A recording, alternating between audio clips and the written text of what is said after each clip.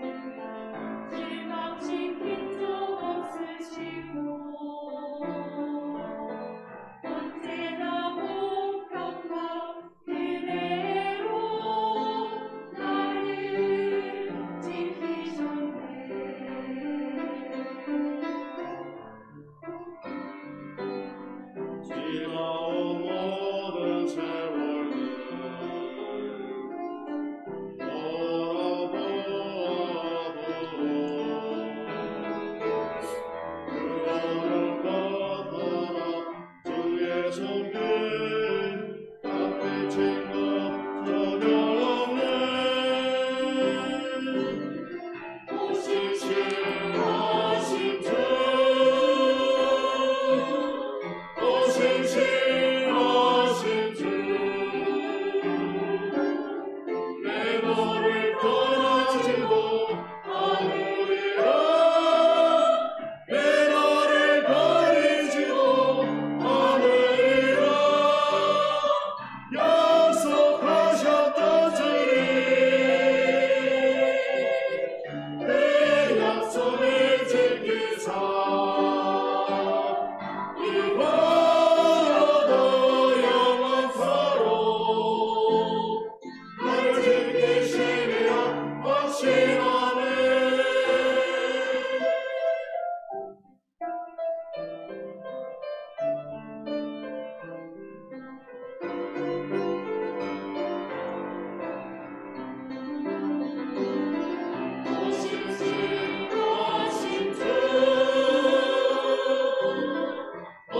대신하신 주,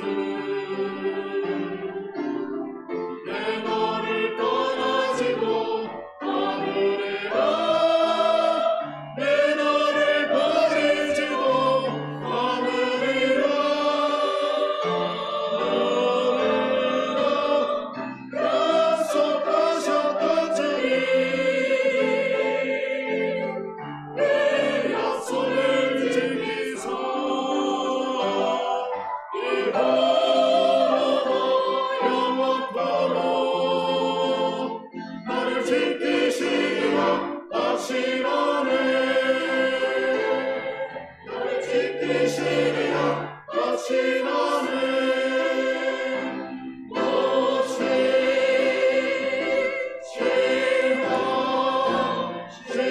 주님.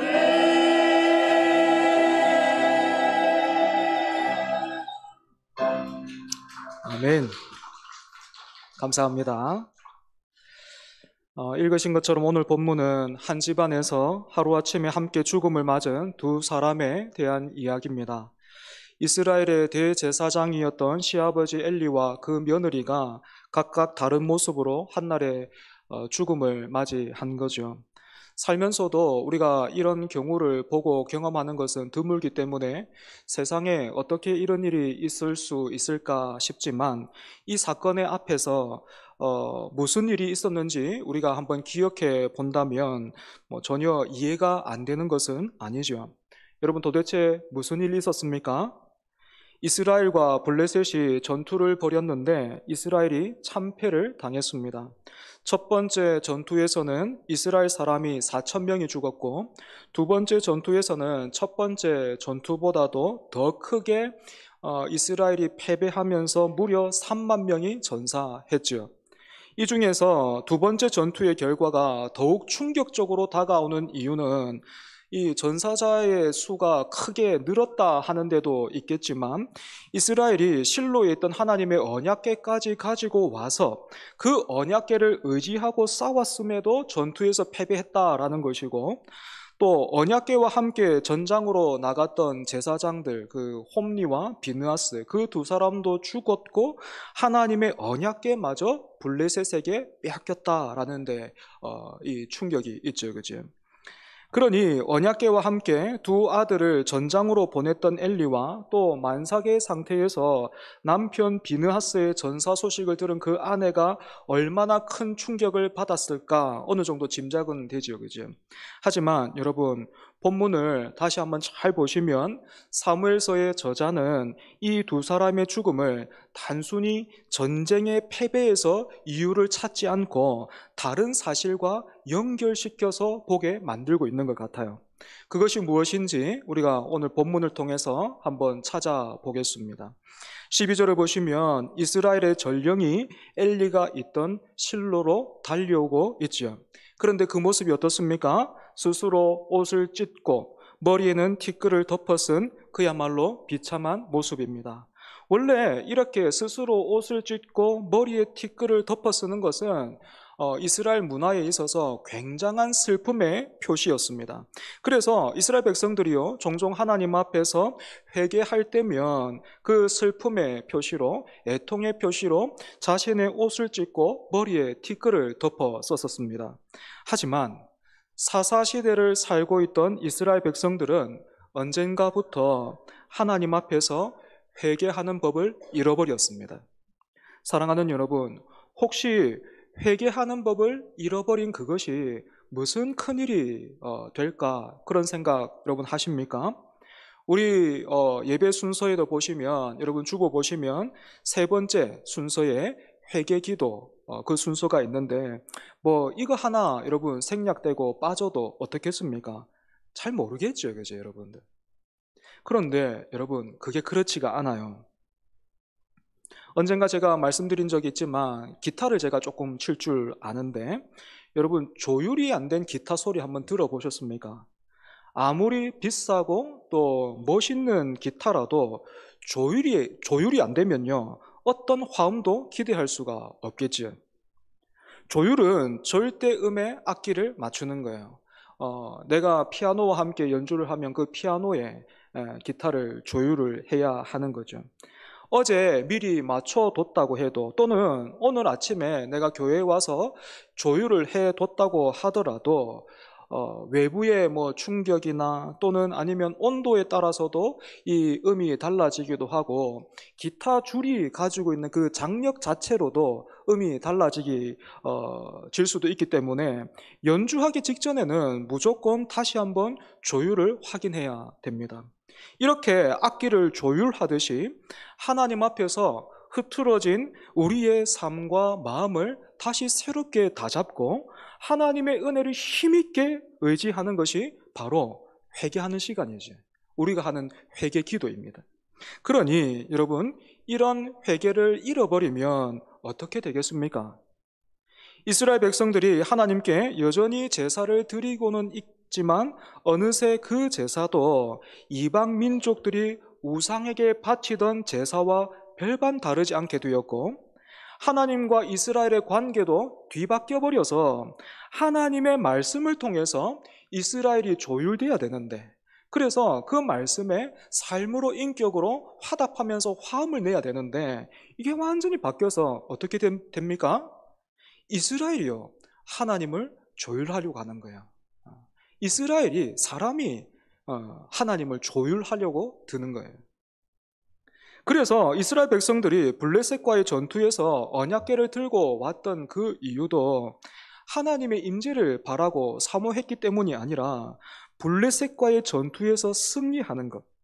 그래서 우리 이스라엘이 여전히 저 블레셋 사람들보다는 더 나은 민족이다, 우리가 저들보다 우위에 있다라는 것을 확인하고 싶어 했던 것입니다. 하지만 이런 이스라엘의 기대와 바람은 너무나도 크게 빗나가고 말지요. 하나님은 더 이상 거룩함에 관심이 없고 타락해버린 이스라엘을 돕지 않으셨습니다. 그 결과 언약궤와 함께 전쟁터로 나갔던 제사장 홈리와 비느하스도 전사를 했고, 언약궤마저도 블레셋 사람들의 손에 넘어갔습니다. 이처럼 하나님은 하나님 앞에서 스스로 돌이키는 법을 잃어버린 그 이스라엘을 블레셋을 통해서 스스로 옷을 찢고 또 머리에 티끌을 덮어 쓰도록 만드신 것입니다.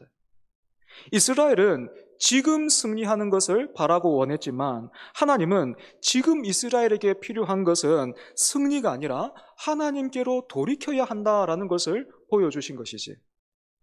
13절을 보시면 이렇게 스스로 옷을 찢고 머리에 티끌을 덮어 쓴 전령이 실로에 가까워지고 있을 때 제사장 엘리는 실로의 길 옆 자기의 의자에 앉아 있었습니다. 여러분, 엘리가 길 옆에 있는 의자에 앉아 있었다라는 말은 우리가 지금 머릿속에서 떠오르는 대로 그냥 큰 길 옆에 엘리가 의자를 하나 내어놓고 거기에 앉아 있었다, 여러분, 그 말이 아니에요.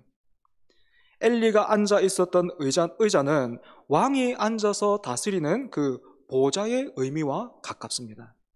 그러니까 엘리는 실로에서 사람들이 가장 많이 왕래하면서 모일 수 있는 그 주광장 같은 곳에서 권위 있는 의자에 앉아 있었던 거죠. 하지만 안타깝게도 이렇게 책임 있고 권위 있는 의자에 앉아 있는 이 엘리의 모습, 엘리의 상태가 어떻습니까? 15절 보시면 나이가 많아서 보지 못하고 있죠, 그죠?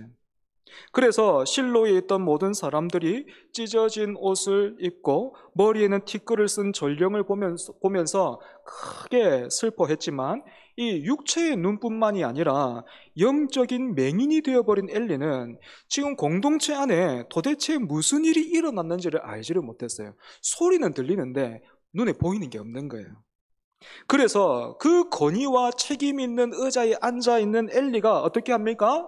그 권위와 책임 있는 의자에 앉아 있었기 때문에 그 누구보다도 빠르고 신속하게 어떤 반응을 보여야 했던 이 엘리가요, 도대체 무슨 소리냐? 이 지금 내 귀에 들리는 소리가 도대체 무슨 소리냐? 도대체 무슨 일이 일어났는가? 하면서 다른 사람들에게 막 묻고 있어요. 여러분, 교회와 영혼을 섬기는 목사의 눈이 어두워지면 이렇게 되는 것이고요. 뿐만 아니라 세상의 빛과 소금으로 부름받은 하나님의 백성이 그 맛을 잃어버리고 거룩함을 외면하면 밖에 버려져 밟히게 되는 겁니다. 16절에서 17절을 보시면 드디어 전령이 엘리에게 너무나도 비참한 패전의 소식을 전해주지요. 전령이 전해준 소식은 우리가 총 4가지로 한번 정리해 볼 수 있는데, 먼저는 이스라엘이 블레셋 사람들 앞에서 도망했다라는 것이고, 두 번째는 백성 중에서 큰 살육이 있었다라는 것이고, 세 번째는 당신의 두 아들 홈리와 비느하스도 죽임을 당했고, 마지막 네 번째는 하나님의 궤도 빼앗겼습니다 하는 것이, 이처럼 전령이 전해준 소식을 보면요, 뒤로 가면 갈수록 점점 더 큰 충격과 슬픔을 안겨주고 있습니다. 나이가 많았던 엘리가 듣기에는 이 소식이 너무나도 충격적이었던 것 같아요. 그래서 전령으로부터 소식을 이렇게 전해 듣고 있었던 엘리는 그만 앉아있던 그 의자에서 뒤로 넘어지면서 목이 부러져서 그렇게 죽고 말지요. 여러분, 그런데 18절 말씀, 여러분 18절 말씀 한번 보십시오. 엘리가 의자에서 넘어진 이유와 원인에 대해서 이렇게 말하고 있어요. 여러분, 우리 본문 18절 같이 한번 읽어볼까요? 18절입니다. 시작. 하나님의 궤를 말할 때에 엘리가 자기 의자에서 뒤로 넘어져 문 곁에서 목이 부러져 죽었으니 나이가 많고 비대한 까닭이라. 그가 이스라엘의 사사가 된 지 40년이었더라. 아멘. 언뜻 보면 엘리가 의자에서 뒤로 넘어져서 목이 부러진 것은 나이가 많고 비대했기 때문이다. 즉 엘리가 무거운 자기의 몸을 가누지 못했기 때문이다, 이렇게 읽히기도 하지만, 여러분, 여기에서 그의 몸이 비대했다라는 이 말에는 엘리가 자신을 하나님보다 더 중하게, 더 무겁게 여겼다라는 그 의미가 담겨 있습니다. 왜냐하면 똑같은 표현이요, 이렇게 사용된 적이 있기 때문이에요. 엘리가 제사장이었던 두 아들의 비행을 듣고 알게 되었지만 적극적으로 그 일을 제지하거나 또 바로잡지 않자 하나님께서 엘리에게 이렇게 말씀하신 적이 있습니다. 사무엘상 2장 29절의 말씀인데요. 너희는 어찌하여 내가 내 처소에서 명령한 내 재물과 예물을 밟으며 네 아들들을 나보다 더 중히 여겨 내 백성 이스라엘이 드리는 가장 좋은 것으로 너희들을 살찌게 하느냐. 여기에서 아들들을 나보다도 더 중히 여겼다는 말씀이 바로 엘리가 비대했다라는 말과 같은 표현이에요. 엘리는 하나님보다 자기 자신을 더 무겁게, 중하게 여겼던 것입니다. 하나님의 영광을 위하는 그 일을 하고 있기는 했지만 실제로는 자기의 그 영광을 더 무겁게 여겼던 거죠. 여러분, 그렇다고 해서 뭐 이런 이야기 들으면 어떻습니까? 우리 머릿속에 어떤 그 엘리의 모습이 그려지지 않아요? 굉장히 탐욕스러운 그런 어떤 표정과 어떤 눈빛과 뭐 그런 것들이 여러분 떠오르지 않습니까? 여러분, 성경에서 이런 인물들 만날 때 그렇게만 생각할 것이 아닙니다. 엘리를 뭐 파렴치한 어떤 그런 양심이 없는 사람이라든지 아니면 전형적인 악인이라고 여러분 생각하지 말아야 돼요. 선입견을 다 걷어내고 보면요, 사실 엘리는 지극히 평범한 사람이에요. 지극히 평범한 사람이고 오히려 양심적인 사람이었어요. 두 아들이 제사장으로서 비행을 저질렀을 때도 비록 소극적이기는 했지만 엘리는 그 아들들을 책망했죠. 그죠? 뿐만 아니라 언약궤와 함께 두 아들을 전쟁터로 보냈을 때도 엘리는 그 아들 때문이 아니라 하나님의 언약궤 때문에요, 긴장과 두려움을 느끼고 있었어요. 하지만 거기까지였어요. 어쩌면 엘리는 언약궤를 그 전쟁터로 옮겨가는 그 일에 속으로는 반대하고 있었는지도 모릅니다. 지금 자신뿐만이 아니라 이스라엘에 회복되어야 하고 반드시 필요한 것은 지금 당장 블레셋과 싸워서 승리하는 그것이 아니라 하나님 앞에서 회개하는 것임을 대제사장으로서 이미 느끼고 있었는지 모르겠어요. 하지만 여론이 지금 어떻습니까? 다른 걸 원하는 거거든요. 지금 사람들이 다른 걸 원해요. 언약궤를 들고만 가면 이길 것이다 라는 그런 기대감이 모든 사람들을 지배하고 있었고, 엘리가 대제사장으로서 자기들이 그렇게 믿고 있는 그 바를 지지하고 편들어 주기를 사람들이 다 바라고 있었던 거예요. 그러니까 지금 백성들은 엘리로부터 듣고 싶은 말이 있는 거예요. 원하는 말이 분명히 있었고 엘리는 사람들이 무엇을 원하는지, 어떤 말을 원하는지, 그래서 내가 무슨 말을 하면 사람들로부터 인정받을 수 있고 또 편할 수 있는지 엘리는 분명히 알고 있었습니다. 여러분, 이런 상황에서 아닙니다. 이건 안 될 일입니다. 우리는 회개해야 돼요. 언약궤로 옮겨갈 것이 아니라 우리는 회개해야 합니다. 그렇지 않으면 하나님이 블레셋이 아니라 오늘 우리와 싸우실 것입니다. 여러분, 이렇게 외칠 수 있겠습니까? 제가 입장을 바꿔놓고 그렇게 생각을 해보면요, 쉬운 일이 아니에요. 여러분, 그 일이 그냥 눈 한번 찔끔 감으면 할 수 있는 일입니까?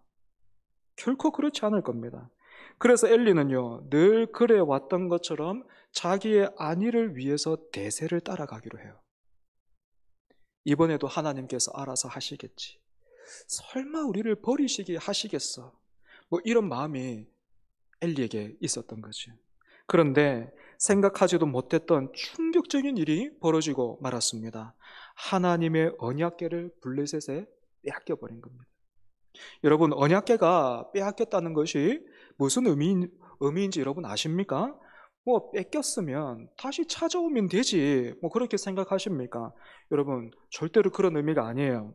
엘리의 죽음에 이어지고 있는 이 며느리의 이야기를 보면 언약궤를 빼앗긴 이 사건이 무슨 의미인지가 더 밝히 드러나고 있습니다. 19절 보시면 전쟁에서 죽은 엘리의 아들 중에서 비느하스의 아내가 충격적인 소식을 전해 듣고 조산을 하고 있죠, 그죠? 이 여인이 전해 들은 소식이 무엇입니까? 첫 번째는 하나님의 언약궤가 빼앗겼다는 것이고, 두 번째는 시아버지와 남편이 죽었다라는 거예요. 그런데 이 소식만큼이나 안타까운 것은 비느하스의 이 아내도 출산을 하면서 지금 서서히 죽어가고 있다는 거죠. 이렇게 죽어가는 여인을 보면서 주변의 사람들이 이 여인에게 어떻게 하든지 살 소망을 주기 위해서 걱정하지 마라, 네가 아들을 낳았다라고 그렇게 알려줬습니다. 남편이 죽은 날에 자신의 생명도 꺼져가고 있는 이 순간에 지금 이 여인은 아들을 낳고 있는 것입니다. 너무나도 슬프고 안타깝지만 그래도 대를 이을 아들 하나 남기고 떠날 수 있게 된 거죠. 하지만 어쩐 일인지 이 여인은 지금 자기가 낳은 그 아들에게 전혀 마음을 두지 않아요. 그리고 그 아들의 이름을 심지어 이가봇 이렇게 지었습니다.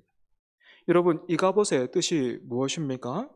21절 보시면 이렇게 되어 있죠. 이르기를 영광이 이스라엘에서 떠났다. 아들의 이름을 왜 이렇게 지어줬을까요? 21절 중간부터 22절에 이렇게 되어 있어요. 하나님의 궤가 빼앗겼고 그의 시아버지와 남편이 죽었기 때문이며, 또 이르기를 하나님의 궤를 빼앗겼으므로 영광이 이스라엘에서 떠났다 하였더라. 시아버지와 남편의 죽음보다 더 강조되고 있는 것이 여러분 무엇입니까? 하나님의 궤가 빼앗겼다라는 것입니다. 평소 같으면 아들을 낳은 것이 이 여인뿐만 아니라 엘리의 가문의 소망과 기쁨이 됐겠죠. 하지만 하나님의 언약궤를 빼앗긴 지금 이스라엘에는 그 어떤 소망도 없는 것입니다. 하나님의 영광이 이스라엘에서 떠났기 때문이죠. 사랑하는 여러분, 이제 엘리와 엘리의 며느리의 죽음이 어떤 일과 연결되어 있는지 여러분들 아시겠습니까? 단순히 두 아들이 죽었기 때문에, 그리고 남편이 전사했기 때문이 아니라 하나님의 언약궤가 빼앗긴 사건, 즉 하나님의 영광이 이스라엘에서 떠난 그 일과 이어져 있어요. 우리 중에 내일은 태양이 뜨지 않을 것이다 라고 생각하는 사람은 한 사람도 없을 겁니다. 태양은 내일도 당연히 제 시간에 떠서 이 땅을 비출 것입니다. 사무엘 당시 이스라엘 백성들도 하나님의 영광을 그렇게 생각하고 그렇게 하나님을 대했습니다. 하나님의 영광은 당연히 언제나 자신들과 함께 하는 거예요. 그런데 언약궤를 빼앗겼습니다. 때가 되면 떠올라야 하는 태양이 아예 사라져버린 거예요. 당연하게 여겼던 하나님의 사랑과 은혜와 약속들이 사실은 당연하지 않았다는 거예요. 사랑하는 여러분, 이 비참하고 안타까운 이야기를 통해서 우리가 기억해야 하고 또 반드시 놓치지 말아야 할 것이 있다면 무엇이겠습니까? 오늘 이 시대를 살아가는 우리도 하나님의 영광에 눈이 멀거나 그 영광을 놓쳐버리면 절대로 안 된다라는 거예요. 웨스트민스터 소요리 문답 1번은 이 말을 이렇게 정리해주고 있습니다. 사람의 제일된 목적이 무엇입니까? 사람의 제일된 목적이 무엇입니까? 어떻게 대답하고 있습니까? 사람의 제일된 목적은 하나님을 영화롭게 하고 영원토록 그를 즐거워하는 것입니다. 이렇게 말하고 있죠. 한마디로 말하자면요, 저와 여러분의 제일된 목적은 하나님께 영광 돌려드리는 것이라는 거예요. 여러분, 그러면 어떻게 하는 게 하나님께 영광 돌려드리는 게 됩니까? 우리가 어떻게 해야 하나님께 영광 돌려드릴 수 있습니까? 보통은 우리가 잘 되면 하나님도 영광 받으시고, 반대로 내 자신이 별 볼 일이 없어지면 하나님의 영광을 가린다, 그렇게 생각해요.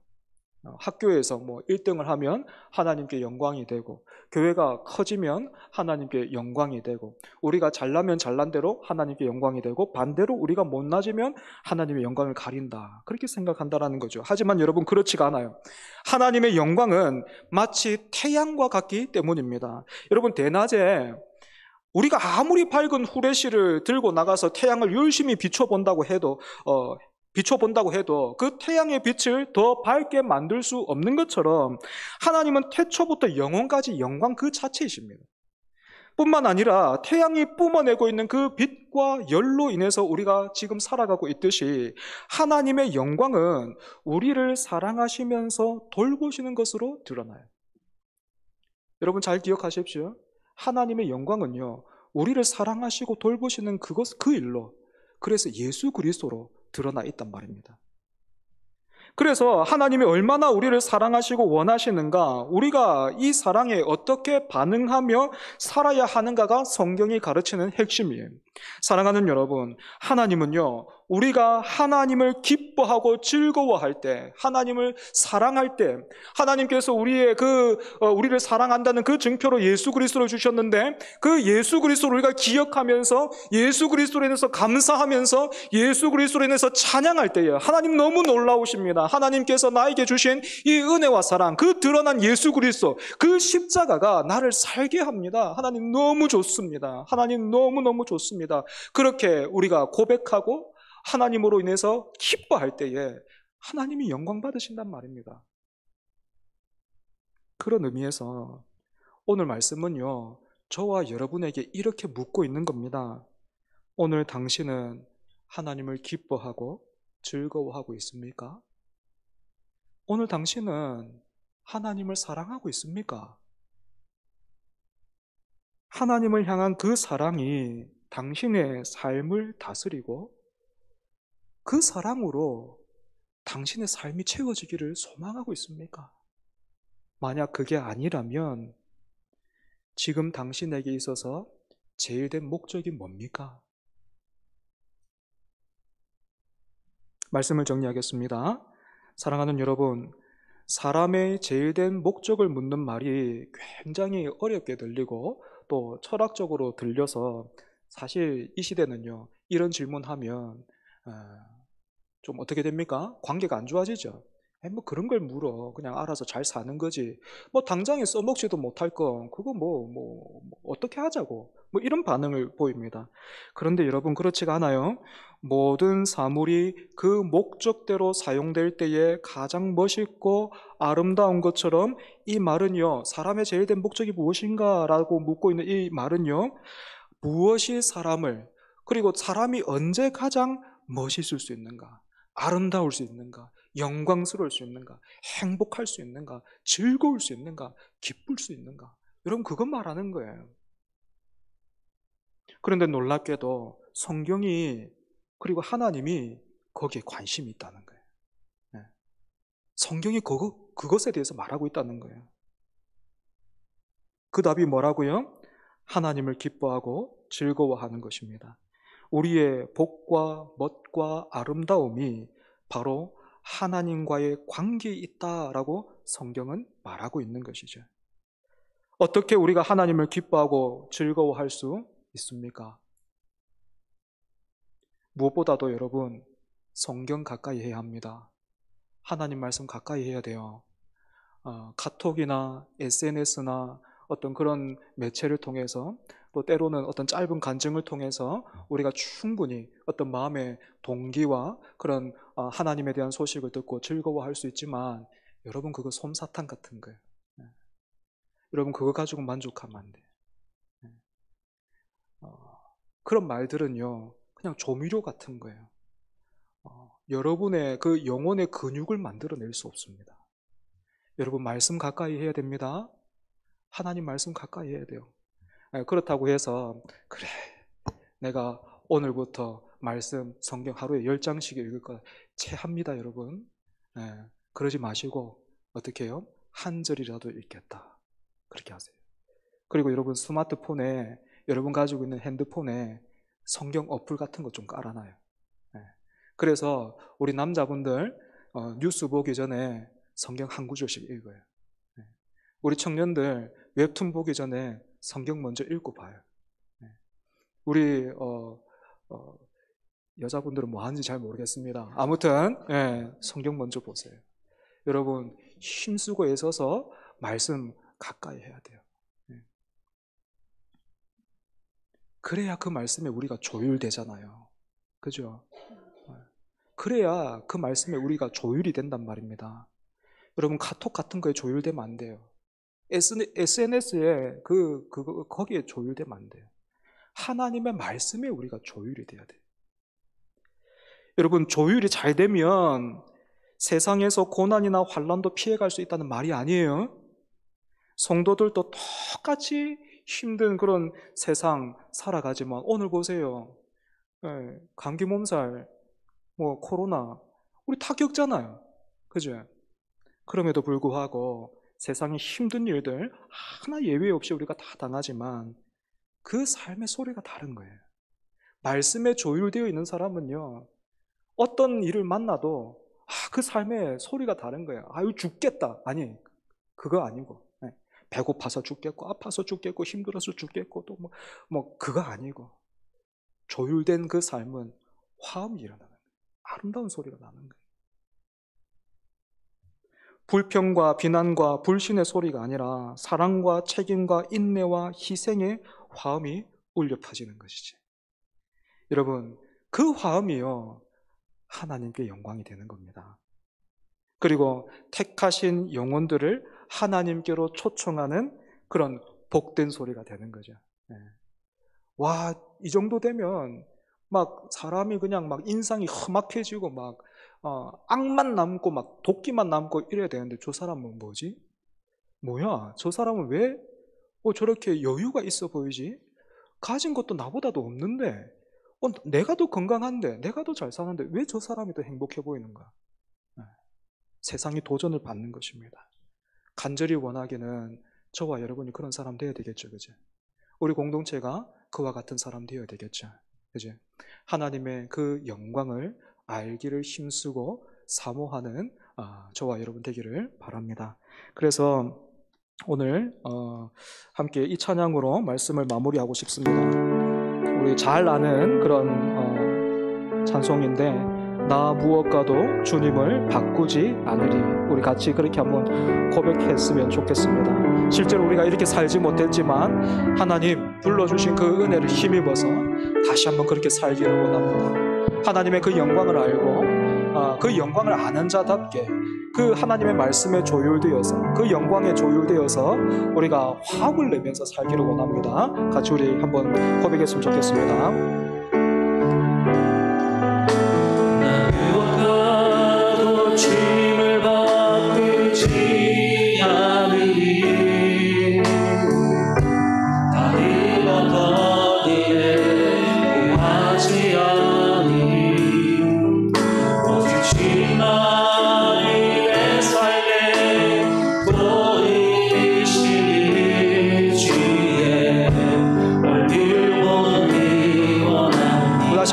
나 무엇과도 주님을 바꾸지 않으리.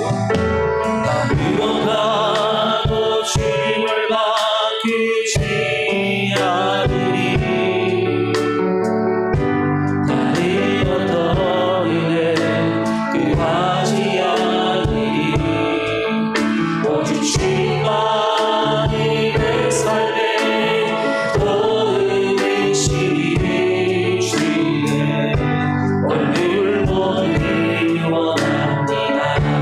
주님 사랑해요.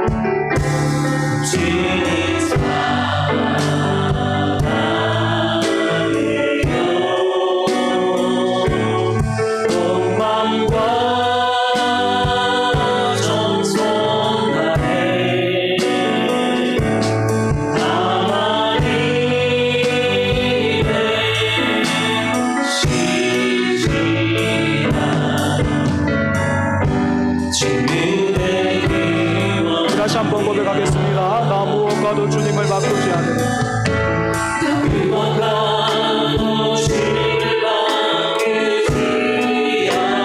다른 어떤 은혜 구하지 않으니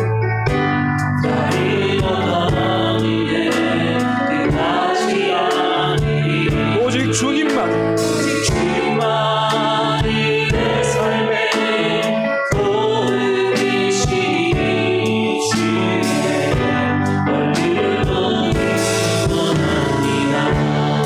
주님 사랑해요.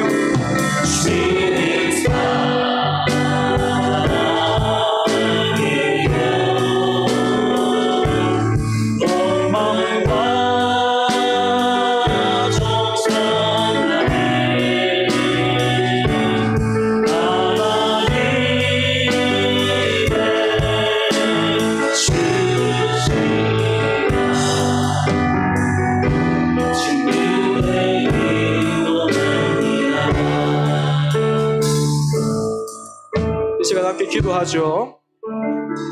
여러분 생각해보면 너무 감사하지 않아요? 저는 그래요. 만약에 하나님이 내가 기도하는 대로 다 이루어 주시고 다 들어주셨다면 저는 엘리보다 더 했을 것 같아요. 더 비대한 사람 됐을 것 같아요. 어쩔 줄을 모르는 사람 같았을 거예요. 목만 부러지는 게 아니라 그냥 그 삶이 어떻게 됐을지 모를 것 같아요. 그렇게 살았죠 우리가. 그죠? 나 무엇과도 주님을 바꾸지 않겠다 했지만 우리는 사실 기억하지도 못했고 또 그 고백대로 살지 못했지만 정말 감사한 게 뭡니까? 하나님이 우리를 다른 것과 바꾸지 않더라는 거예요. 하나님이 우리를 외면하지 않더라는 거예요. 포기하지 않더라는 거예요. 놓지 않더라는 거예요. 그래서 그 은혜가 있기에 전혀 신실함과 거리가 먼 우리가 오늘 어떻게 고백할 수 있습니까? 신실한 친구가 되기를 원합니다. 고백할 수 있는 거죠, 그죠? 우리가 다시 한번 염치 없지만 그럼에도 불구하고 우리의 염치보다도 더 풍성하신 능히 하나님을 아버지라고 부르게 만드는 그 예수 그리스도 이름 의지해서 우리가 다시 한번 기도했으면 좋겠어요. 하나님, 그렇게 살기를 원합니다. 무엇과도 주님을 바꾸지 않고 그렇게 살기를 원합니다. 하나님, 다시 한번 신실하게 살기를 원합니다. 그렇게 살기를 원합니다. 예수님처럼 그렇게 살기를 원합니다. 그 삶이, 예수님의 그 삶이 나의 목적이 되게 하시고 나의 목표가 되게 하시고 나의 모델이 되게 해주십시오. 그렇게 살기를 원합니다. 우리 같이 한번 기도하겠습니다. 하나님 감사합니다. 하나님 감사합니다.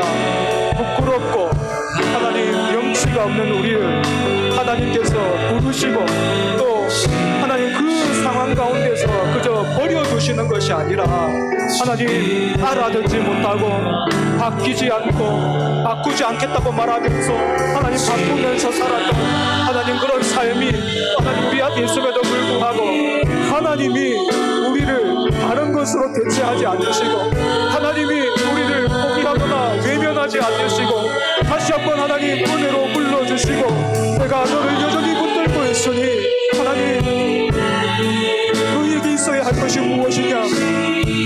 네가 지금 중하게 여기고 있는 것이 무엇이냐? 네가 지금 무겁게 여기고 있는 것이 무엇이냐? 내가 맞느냐? 있던 자리로 돌아와야 되지 않겠느냐? 이스라엘에게 필요한 것이 지금 승리가 아니라 하나님 앞에 돌아오는 그것이었어요. 마음을 찢으며 그 슬픔과의 통합으로 하나님께 돌아가는 그것이었음을 하나님께서 말씀하고 계신 것처럼 너희들도 그런 일을 이해하자. 내가 고칠 수 있느니라, 내가 할 수 있느니라, 너희는 할 수 없지만 내가 할 수 있느니라 말씀하신 하나님, 그 하나님 앞에 하나님 오늘도 우리가 그 은혜를 힘입어서 고백하게 하게 해주시니 감사합니다. 다시 한번 하나님 우리가 주님을 바꾸지 않고 하나님 그렇게 살기를 아버지 하나님 다짐하고 하나님 고백합니다. 하나님, 우리의 삶이 아니라 하나님의 그 은혜를 믿으며 하나님의 그 영광을 의지하며 살기를 원하니 주여 우리를 붙들어 주시고 하나님 우리를 통해 일하여 주시옵소서.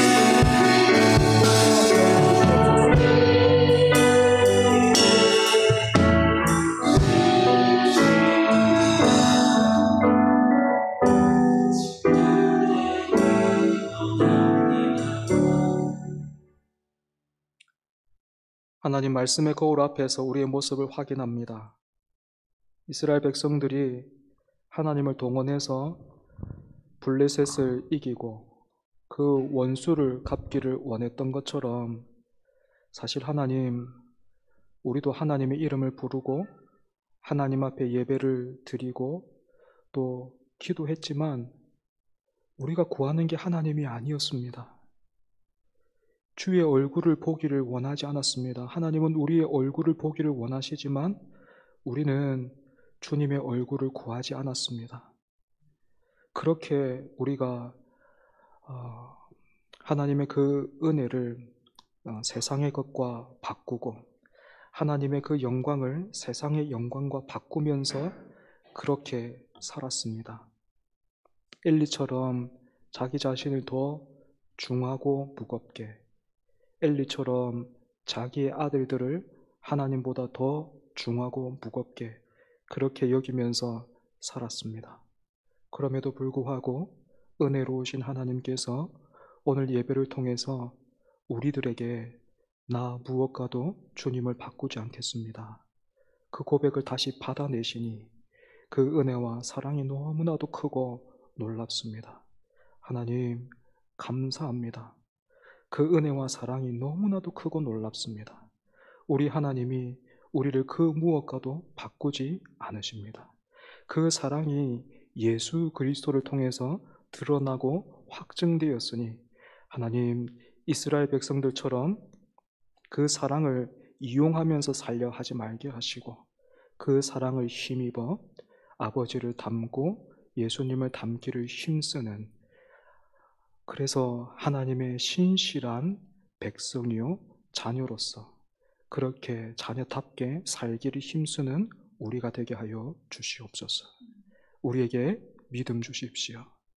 그 믿음을 통해서 하나님을 기뻐하고 기쁘시게 하여 주시옵소서. 예수님 이름으로 기도합니다. 아멘.